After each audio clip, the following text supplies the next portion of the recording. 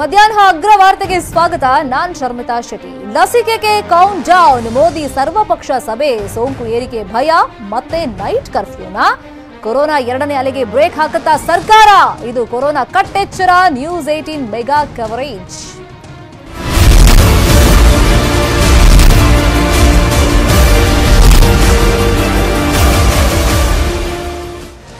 ಇನ್ನೇನು ಕೆಲವೇ ವಾರಗಳಲ್ಲಿ ಕೊರೋನಾಗೆ ವ್ಯಾಕ್ಸಿನ್ ಸಿದ್ಧವಾಗುತ್ತೆ. ಸರ್ವಪಕ್ಷ ಸಭೆಯಲ್ಲಿ ಮೋದಿ ಘೋಷಣೆಯನ್ನ ಮಾಡಿದ್ದಾರೆ.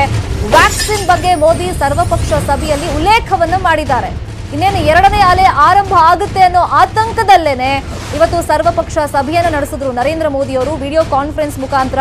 ಆ ಸಂದರ್ಭದಲ್ಲಿ ಈ ಘೋಷಣೆಯನ್ನ ಮಾಡಿದ್ದಾರೆ. ಕೆಲವೇ ವಾರಗಳಲ್ಲಿ ಕೊರೋನಾಗೆ ವ್ಯಾಕ್ಸಿನ್ ಸಿಗುತ್ತೆ ಅಂತ ಭಾರತದ ವಿಜ್ಞಾನಿಗಳು ಭರವಸೆಯನ್ನು ಹೊಂದಿದ್ದಾರೆ. ಲಸಿಕೆ ಸರಬರಾಜಿಗೆ ಎಲ್ಲಾ ರೀತಿಯ ಸಿದ್ಧತೆಗಳು ಆಗಿದೆ ಅನ್ನೋ ಮಾತನ್ನ ಹೇಳಿದ್ದಾರೆ. ರೀಸೆಂಟ್ ಆಗಿ 3 ಸಂಸ್ಥೆಗಳಿಗೆ ಭೇಟಿಯನ್ನ ಕೊಟ್ಟಿದ್ರು ನರೇಂದ್ರ ಮೋದಿ ಅವರು.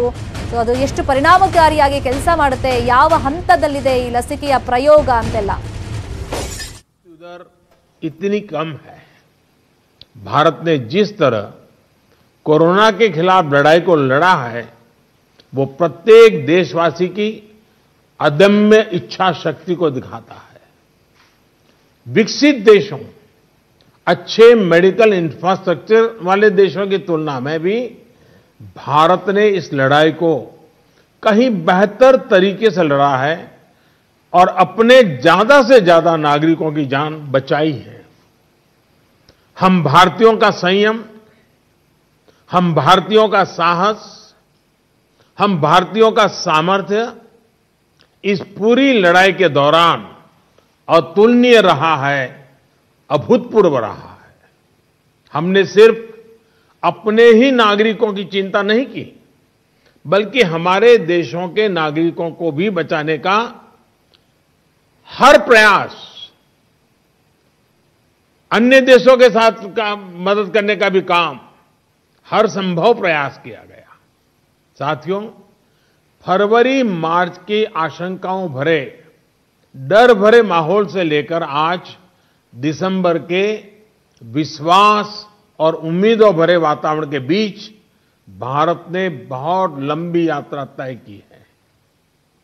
अब जब हम वैक्सीन के मुहाने पर खड़े हैं तो वही जन भागीदारी, वही साइंटिफिक अप्रोच, वही सहयोग आगे भी बहुत जरूरी है.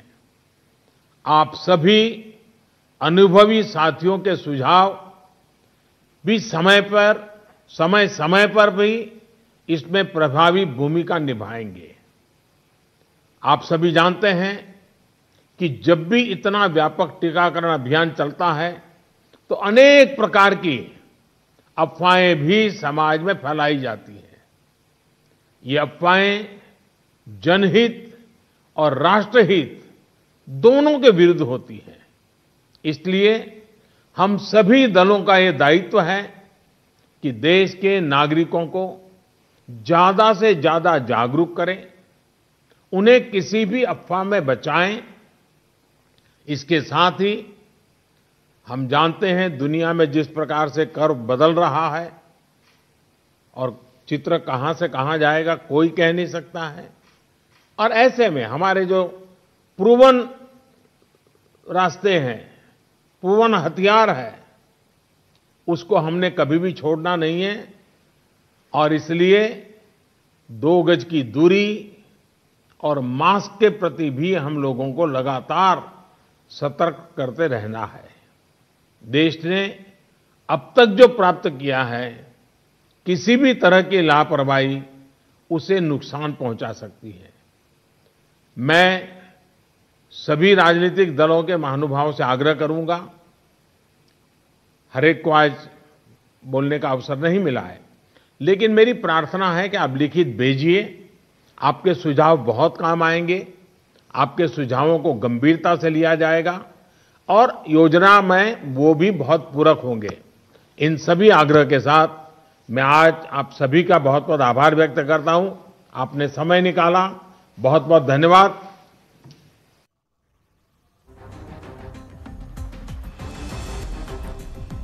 ಇನ್ನೇನು ಕೆಲವೇ ವಾರದಲ್ಲಿ ಲಸಿಕೆ ಸಿಗುತ್ತೆ ಅದನ್ನ ಜನರಿಗೆ ತಲುಪಿಸುವಂತಕ್ಕೆ ಎಲ್ಲ ಸಿದ್ಧತೆಗಳನ್ನು ಮಾಡಲಾಗಿದೆ ಅಂತ ನರೇಂದ್ರ ಮೋದಿ ಅವರು ಇವತ್ತು ಸರ್ವಪಕ್ಷ ಸಭೆಯಲ್ಲಿ ಒಂದು ಭರವಸೆಯನ್ನು ಕೊಟ್ಟಿದ್ದಾರೆ. ಘೋಷಣೆಯನ್ನು ಮಾಡಿರೋದ್ರಿಂದ ಇನ್ನೇನು ವ್ಯಾಕ್ಸಿನ್ ಸಿಗುತ್ತೆ ಅನ್ನೋ ಒಂದು ಅಭಯವನ್ನು ಕೊಟ್ಟಿರೋದ್ರಿಂದ ಜನ ಕೂಡ ಒಂದು ನಿರೀಕ್ಷೆಯಲ್ಲಿ ಕಾಯ್ತಾ ಇದ್ದಾರೆ. ಇನ್ನು ಮತ್ತೆ ಎರಡನೇ ಅಲೆಯ ಒಂದು ಭೀತಿ ಏನಿದೆ, ಸೊ ಅದ್ರ ಬಗ್ಗೆನೂ ಕೂಡ ನರೇಂದ್ರ ಮೋದಿ ಅವರು ಮಾತನಾಡ್ತಿದ್ರು. ಲಸಿಕೆಗೆ ಸರ್ಕಾರ ಮೊದಲ ಆದ್ಯತೆಯನ್ನ ಕೊಟ್ಟಿದೆ.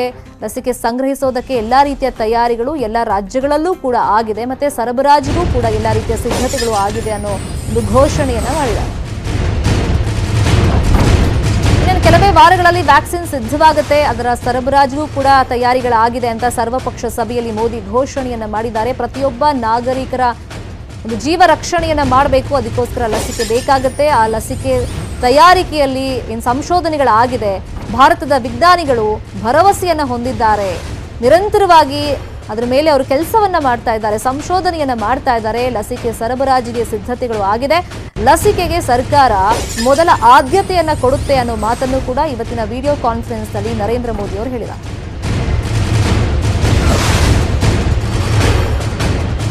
ಈಗ ಲಸಿಕೆಗೆ ಕೋಲ್ಡ್ ಚೈನ್ ಸಿದ್ಧವಾಗಿದೆ. ಅದನ್ನ ಯಾವ ತರ ಸರಬರಾಜು ಮಾಡಬೇಕು, ಪ್ರತಿಯೊಬ್ಬ ನಾಗರಿಕರಿಗೂ ಕೂಡ ಅದನ್ನ ಹೆಂಗೆ ತಲುಪಿಸಬೇಕು ಅಂತ ಎಲ್ಲದರ ಬಗ್ಗೆ ಸರ್ವಪಕ್ಷ ಸಭೆಯಲ್ಲಿ ಇವತ್ತು ನರೇಂದ್ರ ಮೋದಿ ಅವರು ವಿಡಿಯೋ ಕಾನ್ಫರೆನ್ಸ್ ಅಲ್ಲಿ ಅನೌನ್ಸ್ ಮಾಡಿದ್ದಾರೆ.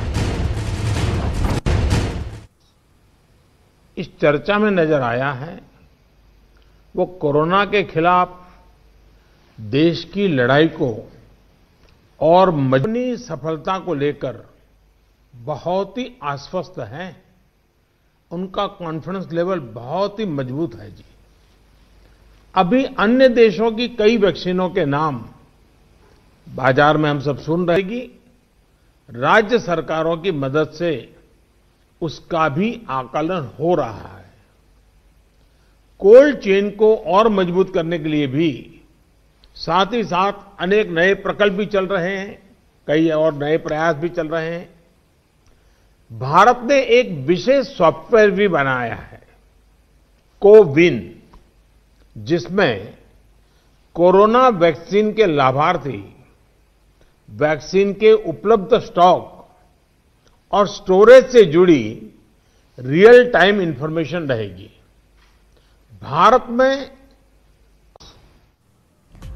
ಕೊರೋನಾ ಎರಡನೇ ಅಲೆಯ ಭೀತಿ ಹೊಸ ವರ್ಷಕ್ಕೆ ಕಾದಿದೆಯಾ ಶಾಕ್? ಜಾರಿಯಾಗುತ್ತಾ ನೈಟ್ ಕರ್ಫ್ಯೂ?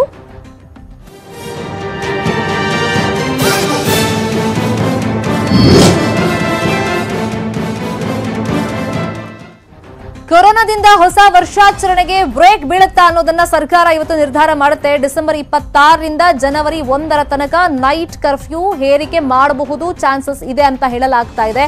ಯಾಕಂದ್ರೆ ತಜ್ಞರ ಸಮಿತಿ ಇದೇ ತರ ಒಂದು ಸಲಹೆಯನ್ನ ಸರ್ಕಾರದ ಮುಂದೆ ಇಟ್ಟಿರೋದು.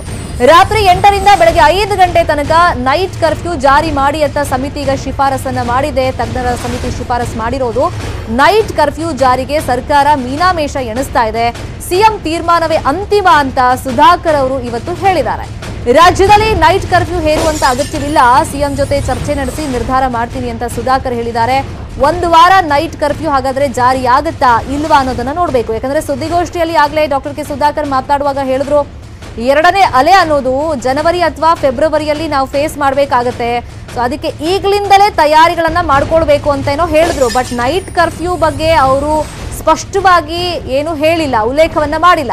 ಹಾಗಾಗಿ ಸಿಎಂ ಜೊತೆ ಚರ್ಚೆ ಮಾಡ್ತೀವಿ, ಅದಾದ್ಮೇಲೆ ನಿರ್ಧಾರ, ಸಿಎಂ ಏನ್ ನಿರ್ಧಾರ ತಗೊಳ್ತಾರೆ ಅದೇ ಅಂತಿಮ ಅಂತ ಹೇಳಿದ್ದಾರೆ.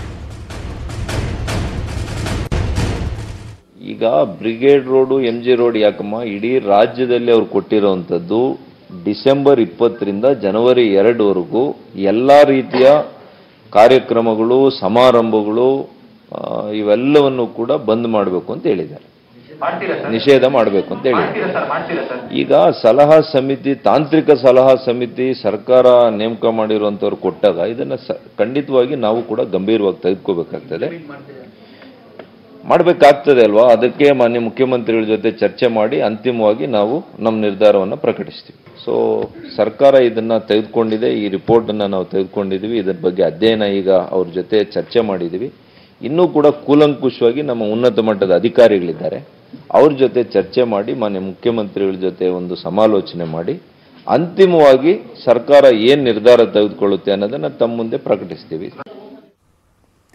ತಜ್ಞರ ಸಮಿತಿಗೆ ಏನ್ ವರದಿ ಕೊಟ್ಟಿದೆ, ಶಿಫಾರಸನ್ನ ಸರ್ಕಾರಕ್ಕೆ ಮಾಡಿದೆ, ಆ ವಿಚಾರವಾಗಿ ಸುಧಾಕರ್ ಅವರು ಇವತ್ತು ಪ್ರೆಸ್ ಮೀಟ್ ಅಲ್ಲಿ ಮಾತಾಡ್ತಾ ಇದ್ರು. ಬಟ್ ನೈಟ್ ಕರ್ಫ್ಯೂ ಬಗ್ಗೆ ಸ್ಪಷ್ಟವಾಗಿ ಅವ್ರೇನ್ ಹೇಳಿಲ್ಲ. ಸಿಎಂ ಗಮನಕ್ಕೆ ತರ್ತೀವಿ, ನಾವು ಸಮಾಲೋಚನೆ ಮಾಡ್ತೀವಿ, ಆಮೇಲೆ ಸಿಎಂ ಏನ್ ನಿರ್ಧಾರ ಕೈಗೊಳ್ತಾರೆ ಅದು ಅಂತಿಮ ನಿರ್ಧಾರ ಅಂತ ಹೇಳಿದ್ದಾರೆ. ಹಾಗಾಗಿ ಇವಾಗ ಸುಧಾಕರ್ ಅವರು ಹೇಳಿರೋ ಪ್ರಕಾರ ತಜ್ಞರ ಸಮಿತಿ ಹೇಳಿರೋದು ಡಿಸೆಂಬರ್ 20ನೇ ತಾರೀಕಿನಿಂದ ಜನವರಿ 2ನೇ ತಾರೀಕಿನ ತನಕ ಯಾವುದೇ ಸಭೆ ಸಮಾರಂಭ ಮಾಡಬಾರದು, ಎಲ್ಲದಕ್ಕೂ ಕೂಡ ನಿಷೇಧ ಹೇರಬೇಕು ಅಂತ ಸರ್ಕಾರಕ್ಕೆ ತಜ್ಞರ ಸಮಿತಿ ಹೇಳಿದೆ ಅನ್ನೋ ವಿಚಾರ ಉಲ್ಲೇಖ ಮಾಡಿದ್ರು. ಬಟ್ ಅದ್ರ ಜೊತೆಯಲ್ಲಿ ಒಂದು ವಾರ ಅಂದ್ರೆ ಹೊಸ ವರ್ಷಾಚರಣೆ ಏನ್ ಸಂಭ್ರಮ ಇರುತ್ತೆ, ಸೊ ಅದಕ್ಕೆ ಬ್ರೇಕ್ ಹಾಕಬೇಕು ಅಂತಂದ್ರೆ ಒಂದು ವಾರ ನೈಟ್ ಕರ್ಫ್ಯೂ ಜಾರಿಗೆ ತರಬೇಕು. ಅದು ಡಿಸೆಂಬರ್ 26ನೇ ತಾರೀಕಿನಿಂದ ಜನವರಿ 1ನೇ ತಾರೀಕಿನ ನೈಟ್ ತನಕನೂ ಕೂಡ ಕರ್ಫ್ಯೂ ಜಾರಿಯಲ್ಲಿ ಇರಬೇಕು ಅಂತ ತಜ್ಞರ ಸಮಿತಿಗೆ ಶಿಫಾರಸನ್ನ ಮಾಡಿದೆ. ಸರ್ಕಾರ ಈ ಸಮಿತಿ ಏನ್ ಶಿಫಾರಸ್ ಕೊಟ್ಟಿದೆ ಅದಕ್ಕೆ ಇನ್ನೂ ಕೂಡ ಓಕೆ ಅಂತ ಹೇಳಿಲ್ಲ, ಚರ್ಚೆಗಳೆಲ್ಲ ಆಗ್ತಾ ಇದೆ. ಈಗ ಸರ್ಕಾರ ಈ ಬಗ್ಗೆ ಯಾವ ನಿರ್ಧಾರ ಕೈಗೊಳ್ಳುತ್ತೆ ಅನ್ನೋದನ್ನ ನೋಡ್ಬೇಕು. ಇನ್ನೊಂದ್ ಕಡೆ ಬಿಬಿಎಂಪಿ ಕಮಿಷನರ್ ಕೂಡ ಮೊನ್ನೆ ಸರ್ಕಾರಕ್ಕೆ ಇದೇ ರಿಕ್ವೆಸ್ಟ್ ಮಾಡ್ಕೊಂಡಿದ್ರು. MG ರೋಡ್ ಇರ್ಬೋದು, ಚರ್ಚ್ ಸ್ಟ್ರೀಟ್ ಇರ್ಬೋದು, ಹಾಗೇನೆ ಬ್ರಿಗೇಡ್ ರೋಡ್ ನಲ್ಲಿ ಹೊಸ ವರ್ಷಾಚರಣೆಯ ಸಂಭ್ರಮ ಏನಿದೆ ಅದು ಈ ಬಾರಿ ನಡಿಬಾರ್ದು, ಅದಕ್ಕೆ ಬ್ರೇಕ್ ಹಾಕಬೇಕು ಅಂತ ಹೇಳಿ.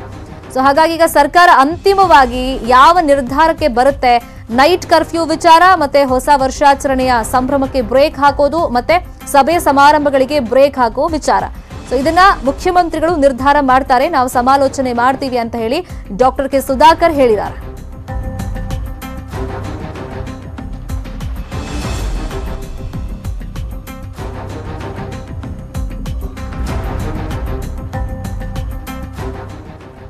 ಇವತ್ತಿನ ಮೇಜರ್ ಸುದ್ದಿ ಜೊತೆಗೆ ಕ್ಷಣ ಕ್ಷಣದ ಅಪ್ಡೇಟ್ಸ್ ನೀವು ಕೂತಲ್ಲೇ ತಿಳ್ಕೋಬೇಕು ಅಂತಂದ್ರೆ ನಮ್ಮ ವೆಬ್ ಪೇಜ್ news18kannada.com ಗೆ ಲಾಗಿನ್ ಆಗಿ. ಮತ್ತಷ್ಟು ನ್ಯೂಸ್ ಅಪ್ಡೇಟ್ಸ್ ಬ್ರೇಕ್ ಆಗಲ್ಲ.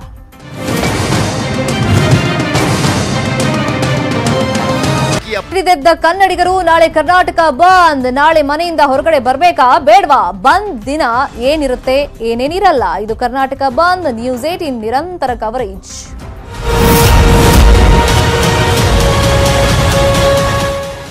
ಕರ್ನಾಟಕದ ಜನರೇ ಎಚ್ಚರ ಎಚ್ಚರ, ನಾಳೆ ಮನೆಯಿಂದ ಹೊರಗಡೆ ಬರ್ಬೇಕಾ ಬೇಡ್ವಾ, ನಾಳೆ ಇಡೀ ಕರ್ನಾಟಕ ಸ್ತಬ್ಧವಾಗುತ್ತಾ, ಯಾಕಂದ್ರೆ ನಾಳೆ ಕರ್ನಾಟಕ ಬಂದ್ಗೆ ವಿವಿಧ ಕನ್ನಡ ಪರ ಸಂಘಟನೆಗಳು ಕರೆಯನ್ನ ಕೊಟ್ಟಿವೆ. ಕಾರಣ ಏನು ಅಂತಂದ್ರೆ ಸರ್ಕಾರ ರಚನೆ ಮಾಡಿರುವಂತ ಮರಾಠ ಅಭಿವೃದ್ಧಿ ನಿಗಮಕ್ಕೆ ವಿರೋಧಿಸಿ ಕನ್ನಡ ಪರ ಸಂಘಟನೆಗಳು ಬಂದ್ ಆಚರಣೆಗೆ ಕರೆಯನ್ನ ಕೊಟ್ಟಿರೋದು. ಈಗ ನಾಳೆ ಅಗತ್ಯ ಸೇವೆಗಳು ಬಿಟ್ಟು ಉಳಿದೆಲ್ಲ ಸೇವೆಗಳು ಬಂದ್ ಆಗುವಂತ ಚಾನ್ಸಸ್ ಇದೆ. ಸರ್ಕಾರಿ ಬಸ್ ಸಂಚಾರದಲ್ಲೂ ಕೂಡ ಅಸ್ತವ್ಯಸ್ತವಾಗುವಂತ ಸಾಧ್ಯತೆಗಳಿದೆ. ನಾಳಿನ ಬಂದ್ಗೆ ಪರ ವಿರೋಧದ ಕೂಗು ಜೋರಾಗೇ ಇದೆ. ನಾಳಿನ ಬಂದ್ ಕನ್ನಡ ಪರ ಸಂಘಟನೆಗಳಿಗೆ ಪ್ರತಿಷ್ಠೆಯ ವಿಚಾರ ಆದ್ರೆ ಬಂದ್ ವಿಫಲಗೊಳಿಸೋದೇ ಸರ್ಕಾರದ ಗುರಿಯಾಗಿದೆ. ಇನ್ನೊಂದು ಕಡೆ ಪೊಲೀಸರು ಅಹಿತಕರ ಘಟನೆ ನಡೆಯದಂತೆ ಕಟ್ಟೆಚ್ಚರವನ್ನ ವಹಿಸಿದ್ದಾರೆ.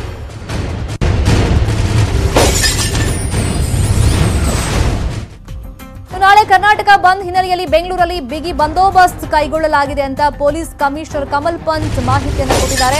ಯಾವುದೇ ಅಹಿತಕರ ಘಟನೆ ನಡೆಯಬಾರದು, ನಾಳೆ ಯಾವುದೇ ರ್ಯಾಲಿಗೆ ಅವಕಾಶ ಇಲ್ಲ, ಕಾನೂನು ಸುವ್ಯವಸ್ಥೆಗೆ ಅಡ್ಡಿಯಾದ್ರೆ ಅಂತವರ ವಿರುದ್ಧ ನಾವು ನಿರ್ದಾಕ್ಷಿಣ್ಯ ಕ್ರಮ ಕೈಗೊಳ್ತೀವಿ ಅಂತ ಹೇಳಿದ್ದಾರೆ. ಇನ್ನು 15,000 ಪೊಲೀಸರ ನಿಯೋಜನೆ ಆಗಿದೆ. 5 ಅಡಿಷನಲ್ ಸಿಪಿಗಳು ಹಾಗೆಯೇ ಡಿಸಿಪಿಗಳು ಎಸಿಪಿಗಳ ನಿಯೋಜನೆ ಆಗಿದೆ. ಬಂದ್ಗೆ ಯಾರೂ ಕೂಡ ಅನುಮತಿ ಕೇಳಿಲ್ಲ, ಪೊಲೀಸ್ ಡಿಪಾರ್ಟ್ಮೆಂಟ್ ಇಂದ ನಾವು ಕೊಟ್ಟೂ ಇಲ್ಲ ಅಂತ ಹೇಳಿದ್ದಾರೆ. ಬೆಂಗಳೂರು ಪೊಲೀಸ್ ಕಮಿಷನರ್ ಜೊತೆಯಲ್ಲಿ ನಮ್ಮ ಪ್ರತಿನಿಧಿ ಆಶಿಕ್ ಮಾತುಕತೆ ನಡೆಸಿದ್ದಾರೆ, ನೋಡೋಣ. ಮರಾಠಿ ಪ್ರಾಧಿಕಾರ ವಿರೋಧಿಸಿ ನಾಳೆ ಕನ್ನಡ ಪರ ಸಂಘಟನೆಗಳು ಕರ್ನಾಟಕ ಬಂದ್ಗೆ ಕರೆ ಕೊಟ್ಟಿರುವಂತದ್ದು. ಈ ಹಿನ್ನೆಲೆಯಲ್ಲಿ ಒಂದು ಸದ್ಯಕ್ಕೆ ಒಂದು ಪ್ರಕ್ಷುಬ್ಧ ವಾತಾವರಣ ನಿರ್ಮಾಣ ಆಗಿದೆ. ಹೀಗಾಗಿ ಬೆಂಗಳೂರಿನಲ್ಲಿ ಒಂದು ಯಾವ ರೀತಿಯಾದಂತಹ ಬಂದೋಬಸ್ತನ್ನ ಕೊಡಲಾಗಿದೆ ಅನ್ನೋದ್ರ ಬಗ್ಗೆ ಮಾತನಾಡೋದಕ್ಕೆ news18 ಕನ್ನಡ ಜೊತೆ ಈಗ ಸದ್ಯಕ್ಕೆ ಬೆಂಗಳೂರಿನ ಕಮಿಷನರ್ ಆಗಿರುವಂತಹ ಕಮಲ್ ಪಂತ್ ಸರ್ ಇದ್ದಾರೆ, ಅವ್ರನ್ನ ಕೇಳೋಣ. ಸರ್, ನಾಳೆ ಕರ್ನಾಟಕ ಬಂದ್ ಅಂತ ಹೇಳಲಾಗ್ತಿದೆ, ಯಾವ ರೀತಿಯಾದಂತಹ ಸಿದ್ಧತೆಗಳನ್ನ ತಾವು ಮಾಡ್ಕೊಂಡಿದ್ದೀರಿ? ನಾಳೆ ಯಾವ ಥರ ಅಹಿತಕರ ಘಟನೆ ಆಗಬಾರ್ದು, ಇದಕ್ಕೆ ನಾವು ಸಂಪೂರ್ಣವಾದ ಭದ್ರತೆ ವ್ಯವಸ್ಥೆಯನ್ನು ಮಾಡಿದ್ದೀವಿ. ನಮ್ಮ 15,000ಕ್ಕಿಂತ ಹೆಚ್ಚು ಪೊಲೀಸ್ ಅವರು, ಅಧಿಕಾರಿಯವರು ಮತ್ತು ಸೀನಿಯರ್ ಸೂಪರ್ವೈಸರಿ ಆಫೀಸರ್ಸ್ಗೆ ನಾವು ಈಗಾಗಲೇ ಈ ನಾಡೆ ಬಂದೋಬಸ್ತ್ಗೆ ನೇಮಿಸಿದ್ದೀವಿ. ಯಾವ ಥರ ಘಟನೆ ಆಗಬಾರ್ದು ಅಂತ ಹೇಳಿ ಎಲ್ಲ ನಾವು ಮುಂಜಾಗ್ರತೆ ತಗೊಂಡಿದ್ದೀವಿ. ಯಾರಾದರೂ ಈ ಒಂದು ಬಂದ್ ಮಾಡೋದಕ್ಕೆ, ನಿಮ್ಮ ಹತ್ರ ಪ್ರೊಟೆಸ್ಟ್ ಮಾಡೋದಕ್ಕೆ ಅಥವಾ ಮೆರವಣಿಗೆ ಮಾಡೋದಕ್ಕೆ ಪರ್ಮಿಷನ್ ಏನಾದರೂ ಯಾರಾದರೂ ತಗೊಂಡಿದ್ದಾರೆ ಕನ್ನಡ ಪರ ಸಂಘಟನೆಗಳು? ಇಲ್ಲ, ನಮ್ಮ ಹತ್ರ ಯಾರು ಇನ್ನೂ ಕಾರ್ಯಕ್ರಮ ಪರ್ಮಿಷನ್ಗೆ ಯಾರೂ ಬಂದಿಲ್ಲ, ಯಾವ ಥರದ್ದು ನಾವು ಪರ್ಮಿಷನ್ ಕೊಟ್ಟಿಲ್ಲ. ಅದರಿಂದ ಕಾನೂನು ಬಾಹಿರವಾಗಿ ಯಾರು ಚೇಷ್ಟೆ ಇದ್ರೆ ನಾಳೆ ಇದಕ್ಕೆ ಬಂದೋಬಸ್ತ್ ಮಾಡಿದ್ದೀವಿ ಅಂತ ಹೇಳ್ತೀನಿ. ಸರ್, ನಾಳೆ ಇನ್ನೇನಾದರೂ ಅವರು ಮೆರವಣಿಗೆ ಮಾಡೋದಾಗಿರ್ಬೋದು ಅಥವಾ ಪ್ರೊಟೆಸ್ಟ್ ಮಾಡೋದಾಗಿರ್ಬೋದು ಮಾಡಿದ್ರೆ ಯಾವ ರೀತಿಯಾದಂತಹ ಶಿಸ್ತನ್ನ ಕ್ರಮವನ್ನು ಕೈಗೊಳ್ತೀರಾ? ಇಲ್ಲ, ಆ ಥರ ಏನಾದ್ರು ಕಾನೂನು ಬಾಹಿರಾಗಿ ಮತ್ತು ಪರ್ಮಿಷನ್ ಇಲ್ಲದೆ ಈ ಕೋವಿಡ್ ಪ್ರೋಟೋಕಾಲ್ನು ಫಾಲೋ ಅಂದರೆ ಅವ್ರು ವೈಲೇಷನ್ ಮಾಡಿ ಏನಾದ್ರು ಕ್ರಮ ತಗೊಂಡ್ರೆ ನಾವು ಅದಕ್ಕೆ ನಮ್ಮ ಸ್ಥಳೀಯ ಅಧಿಕಾರಿಯೋ ಅಲ್ಲಿ ಉಪಸ್ಥಿತ ಅಧಿಕಾರಿಗಳು ಸೂಕ್ತವಾದ ಕ್ರಮವನ್ನು ತಗೊಳ್ತಾರೆ. ಸರ್, ಮತ್ತೆ ಬೆಳಿಗ್ಗೆ ವಾಟಾಳ್ ನಾಗರಾಜ್ ಅವರು ಒಂದು ಮಾತನ್ನೇ ಹೇಳ್ತಾರೆ, ನಮಗೆ ನಾವು ಏನಾದರೂ ಪ್ರೊಟೆಸ್ಟ್ ಮಾಡುವಾಗ ಅಥವಾ ಮೆರವಣಿಗೆ ಮಾಡುವಾಗ ಬೆಂಗಳೂರು ಪೊಲೀಸರು ಏನಾದರೂ ಅಡ್ಡಗಟ್ಟಿದ್ರೆ ಮುಂದಿನದ್ದು ನಾವು ಉಗ್ರ ರೂಪ ತಾಳ್ತೀವಿ ಅಂತ ಎಚ್ಚರಿಕೆ ಕೊಟ್ಟಿದ್ದಾರೆ ಬೆಂಗಳೂರು ಕಮಿಷನರ್ಗೆ. ನೋಡಿ, ನಾವು ಇಷ್ಟೇ ನಿಮಗೆ ಹೇಳೋದು, ನಾವು ನಾಳೆ ಕಾನೂನು ರೀತಿಯಿಂದ ಕೆಲಸ ಮಾಡ್ತೀವಿ ಅಷ್ಟೇ ಹೇಳ್ತೀನಿ ನಿಮಗೆ. ಸರ್, ಇನ್ನು ತುಂಬಾ ಗೊಂದಲ ಇರುತ್ತೆ, ನಾಳೆ ಬಂದಿದೆಯೋ ಇಲ್ವೋ, ಜನರು ಯಾವ ರೀತಿಯಾಗಿ ಮನಸ್ಥಿತಿನ ಇಟ್ಕೋಬೇಕು? ಜನರಿಗೆ ನಾನು ಒಂದೇ ಮಾತು ಹೇಳಲಿಕ್ಕೆ ಇಷ್ಟಪಡ್ತೀನಿ, ಯಾವ ಥರದ್ದು ಅವರು ಭಯ ಇಲ್ಲದೆ ನಿರ್ಭೀಕರಾಗಿ ನಾಳೆ ಅವರು ಕೆಲಸಕ್ಕೆ ಬರಬೇಕು. ಅವರು ತಮ್ಮ ದಿವಸದ ವಹಿವಾಟ ಏನಿದೆ ಅದನ್ನು ಅವರು ಮಾಡಲಿಕ್ಕೆ ಯಾವ ಥರದ್ದು ಸಂಕೋಚ ಮಾಡಬಾರ್ದು. ನಾವು ಯಾರಿಗೆ ತೊಂದರೆ ಕೊಡಲಿಕ್ಕೆ ಅವಕಾಶ ಕೊಡೋಲ್ಲ.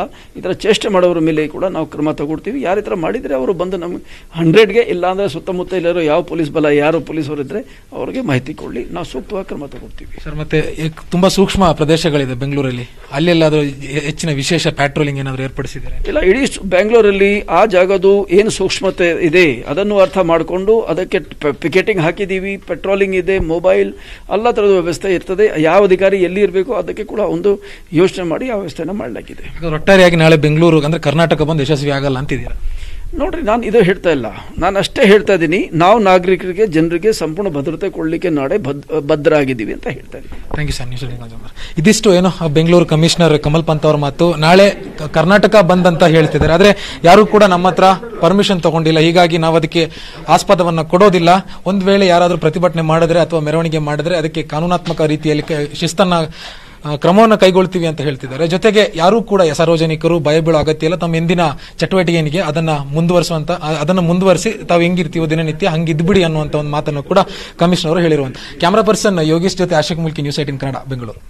ಜಾಮೀನು ಭಾಗ್ಯ ಸದ್ಯಕ್ಕಂತೂ ಇಲ್ಲ, ಯಾಕಂದ್ರೆ ಜನವರಿ ಮೊದಲ ವಾರಕ್ಕೆ ಅರ್ಜಿ ವಿಚಾರಣೆಯನ್ನ ಮುಂದೂಡಿಕೆ ಮಾಡಲಾಗಿದೆ. ಅರ್ಜಿ ವಿಚಾರಣೆಯನ್ನ ಸುಪ್ರೀಂ ಕೋರ್ಟ್ ಮುಂದಕ್ಕೆ ಹಾಕಿದೆ. ಹೊಸ ವರ್ಷದ ದಿನವೂ ಅಲ್ಲಿಗೆ ರಾಗಿಣಿ ಜೈಲಲ್ಲೇ ಇರಬೇಕಾಗತ್ತೆ. ಜೈಲೇ ಗತಿ, ಜಾಮೀನು ಕೊಡದೆ ರಾಗಿಣಿಗೆ ಸುಪ್ರೀಂ ಶಾಕ್ ಅನ್ನ ಕೊಟ್ಟಿದೆ. ರಾಜ್ಯ ಸರ್ಕಾರಕ್ಕೆ ನೋಟಿಸ್ ಅನ್ನ ಕೊಟ್ಟಿದೆ ಸುಪ್ರೀಂ ಕೋರ್ಟ್. ಹೈಕೋರ್ಟ್ ಅಲ್ಲಿ ಬೇಲ್ ಅಪ್ಲಿಕೇಶನ್ ರಿಜೆಕ್ಟ್ ಆಗಿತ್ತು. ಇದನ್ನ ಪ್ರಶ್ನಿಸಿ ಸುಪ್ರೀಂ ಕೋರ್ಟ್ ಮೊರೆ ಹೋಗಿದ್ರು ರಾಗಿಣಿ ದ್ವಿವೇದಿ. ಇವತ್ತು ಜಾಮೀನು ಅರ್ಜಿ ವಿಚಾರಣೆ ನಡೆಯಿತು, ಆದರೆ ಸುಪ್ರೀಂ ಕೋರ್ಟ್ ಇದನ್ನ ಈಗ ಮುಂದಕ್ಕೆ ಹಾಕಿದೆ. ಅಲ್ಲಿಗೆ ಹೊಸ ವರ್ಷವನ್ನು ಕೂಡ ಜೈಲಲ್ಲೇ ಕಳಿಬೇಕಾಗಿದೆ ರಾಗಿಣಿ. ಸದ್ಯಕ್ಕೆ ಜಾಮೀನು ಭಾಗ್ಯ ಸಿಕ್ಕಿಲ್ಲ ರಾಗಿಣಿ.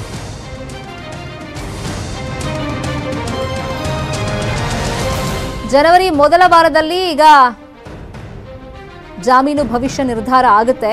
ಹೈಕೋರ್ಟ್ನಲ್ಲಿ ರಿಜೆಕ್ಟ್ ಆಗಿತ್ತು, ಅದನ್ನು ಪ್ರಶ್ನೆ ಮಾಡಿ ಸುಪ್ರೀಂ ಕೋರ್ಟ್ ಮೊರೆ ಹೋಗಿದ್ರು ರಾಗಿಣಿ. ಸೊ ಇವಾಗ ಹೊಸ ವರ್ಷದ ಸಂಭ್ರಮ ಜೈಲಲ್ಲೇ ಆಗಬೇಕಾಗತ್ತೆ. ಜನವರಿ ಮೊದಲ ವಾರದಲ್ಲಿ ಸುಪ್ರೀಂ ಕೋರ್ಟ್ ಯಾವ ನಿರ್ಧಾರ ಕೈಗೊಳ್ಳುತ್ತೆ ಅನ್ನೋದನ್ನ ನೋಡಬೇಕಾಗತ್ತೆ ಮುಂದಕ್ಕೆ. ಇನ್ನು ಹೈಕೋರ್ಟ್ ಅಲ್ಲಿ ನಟಿ ಸಂಜನಾ ಜಾಮೀನು ಅರ್ಜಿ ವಿಚಾರಣೆ ಇದೆ. ಅನಾರೋಗ್ಯ ಕಾರಣಕ್ಕೆ ಜಾಮೀನು ಕೋರಿದ್ರು ಸಂಜನಾ. ಜಾಮೀನು ಕೊಡದಂತೆ ಎಸ್ಪಿಪಿ ವೀರಣ್ಣ ವಾದವನ್ನ ಮಾಡಿದ್ದಾರೆ. ಈಗಾಗಲೇ ಮೆರಿಟ್ಸ್ ಮೇಲೆ ಜಾಮೀನು ತಿರಸ್ಕಾರ ಆಗಿದೆ. ಒಂದ್ಸತಿ ಆಲ್ರೆಡಿ ರಿಜೆಕ್ಟ್ ಆಗಿದೆ. ಮತ್ತೆ ಅನಾರೋಗ್ಯ ಅಂತ ಜಾಮೀನು ಕೇಳಿದ್ದಾರೆ. ಸೂಕ್ತ ಚಿಕಿತ್ಸೆ ಕೊಡಿಸೋದಕ್ಕೆ ವ್ಯವಸ್ಥೆ ಇದೆ ಅಂತ ಎಸ್ಪಿಪಿ ಕೋರ್ಟ್ ಮುಂದೆ ಹೇಳಿದ್ದಾರೆ. ಸಂಜನಾ ಪರ ವಕೀಲ ಹಜ್ಮತ್ ಪಾಷಾ ವಾದ ಮಂಡನೆ ಮಾಡಿದ್ದಾರೆ. 2018ರಲ್ಲಿ ಮಣಿಪಾಲ್ ಆಸ್ಪತ್ರೆಯಲ್ಲಿ ಸಂಜನಾಗೆ ಒಂದು ಸರ್ಜರಿ ಆಗಿದೆ. 19ರಲ್ಲಿ ಅಸ್ತಮಾ ಸಮಸ್ಯೆಯನ್ನು ಎದುರಿಸಿದ್ದಾರೆ. ಚಳಿಗಾಲದಲ್ಲಿ ಅಸ್ತಮಾ ಸಮಸ್ಯೆ ಮತ್ತಷ್ಟು ಜಾಸ್ತಿ ಆಗ್ಬಿಡುತ್ತೆ. ಹೀಗಾಗಿ ಅನಾರೋಗ್ಯ ಸಮಸ್ಯೆ ಅವರಿಗೆ ಕಾಡ್ತಾ ಇದೆ. ಅವರಿಗೆ ಜಾಮೀನು ಮಂಜೂರು ಮಾಡಬೇಕು ಅಂತ ಸಂಜನಾ ಪರ ವಕೀಲರು ಕೋರ್ಟ್ನಲ್ಲಿ ಪ್ರತಿವಾದವನ್ನು ಮಂಡಿಸಿದ್ದಾರೆ. ಬಂಧನಕ್ಕೆ ಒಳಗಾದಾಗ ಮತ್ತೆ ನಂತರದ ಸಂದರ್ಭದಲ್ಲಿ ಅವರಿಗೆ ಸೂಕ್ತವಾದಂಥ ಟ್ರೀಟ್ಮೆಂಟ್ ಸಿಕ್ಕಿಲ್ಲ. ಸಂಜನಾಗೆ ಜಾಮೀನು ಕೊಡಬೇಕು, ಅನಾರೋಗ್ಯ ಸಮಸ್ಯೆ ಇದೆ, ಸೂಕ್ತ ರೀತಿಯಲ್ಲಿ ಚಿಕಿತ್ಸೆ ಅವರು ತಗೊಳ್ಬೇಕು ಅಂದ್ರೆ ಜಾಮೀನು ಸಿಗಬೇಕು ಅಂತ ವಕೀಲರು ವಾದ ಮಂಡನೆಯನ್ನು ಮಾಡಿದ್ದಾರೆ. ಸದ್ಯಕ್ಕೆ ಹೈಕೋರ್ಟ್ ಅಲ್ಲಿ ವಿಚಾರಣೆ ಮಧ್ಯಾಹ್ನ 3 ಗಂಟೆಗೆ ಮುಂದಕ್ಕೆ ಹೋಗಿದೆ.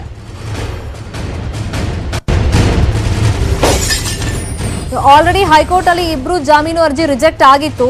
ರಾಗಿಣಿ ದ್ವಿವೇದಿ ಸುಪ್ರೀಂ ಕೋರ್ಟ್ ಮೊರೆ ಹೋಗಿದ್ದಾರೆ. ಈಗ ಸಂಜನಾ ಮತ್ತೆ ಹೈಕೋರ್ಟ್ ನಲ್ಲೇನೆ ಬೇಲ್ ಅಪ್ಲಿಕೇಶನ್ ಮತ್ತೆ ನೋಡಬೇಕು, ಪುನರ್ ಪರಿಶೀಲನೆ ಮಾಡಬೇಕು ಅಂತ ಅಪ್ಲಿಕೇಶನ್ ಹಾಕಿದ್ದಾರೆ. ಈಗ ಅವರ ಪರ ವಕೀಲರು, ಸಂಜನಾ ಪರ ವಕೀಲರು ಹೇಳ್ತಾ ಇರೋದು ಅವರಿಗೆ ಅನಾರೋಗ್ಯ ಸಮಸ್ಯೆ ಕಾಡ್ತಾ ಇದೆ. ಹಿಂದೆ ಒಂದು ಸರ್ಜರಿ ಆಗಿದೆ, ಅಸ್ತಮಾ ಸಮಸ್ಯೆ ಇರೋದ್ರಿಂದ ಚಳಿಗಾಲದಲ್ಲಿ ಅದು ಜಾಸ್ತಿ ಆಗಿದೆ, ಹಾಗಾಗಿ ಜಾಮೀನು ಕೊಡಬೇಕು ಅಂತ ಕೇಳ್ತಾ ಇದ್ದಾರೆ.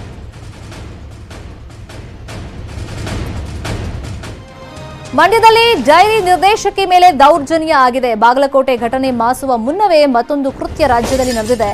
ಡೈರಿ ಚುನಾವಣೆಗೆ ಹೋಗ್ತಾ ಇದ್ದಂತ ನಿರ್ದೇಶಕಿ ಮೇಲೆ ದೌರ್ಜನ್ಯವನ್ನ ಮಾಡಲಾಗಿದೆ.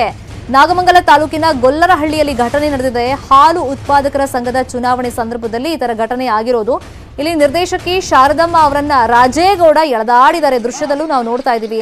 ಮತದಾನಕ್ಕೆ ಹೋಗಬಾರದು ಅಂತ ಹೇಳ್ಬಿಟ್ಟು ನಿರ್ದೇಶಕಿ ಮೇಲೆ ಈ ತರ ಹಲ್ಲೆಯನ್ನ ಮಾಡಿರೋದು. ಸ್ಥಳಕ್ಕೆ ಬಂದ ಮಗನಿಂದ ತಾಯಿ ಶಾರದಮ್ಮರ ರಕ್ಷಣೆ ಆಗಿದೆ. ನಮ್ಮನ್ನ ನಡುಬೀದಿಯಲ್ಲಿ ನಿಲ್ಸಿ ಹೊಡ್ಸಂತ ಪರಿಸ್ಥಿತಿ ಏನಿತ್ತು? ಇಲ್ಲ ಅವ್ರು ಎಷ್ಟು ಬಿಟ್ಟಾರೋ ನಮಗ್ ಗೊತ್ತಿಲ್ಲ. ಹೊಡಿತಾ ಇದ್ದು 10 ಜನ ಮುಂದೆ ಅಂದ್ರೆ ಅವ್ರು ಕರ್ಕೊಂಬಂದಿ ನನ್ಗೆ ಹೇಳ್ಸ್ಕೊಡ್ಲಿ. ಹೊಡ್ಸ್ಬೇಕು ಅನ್ನೋ ಅಧಿಕಾರ ಏನಿತ್ತು?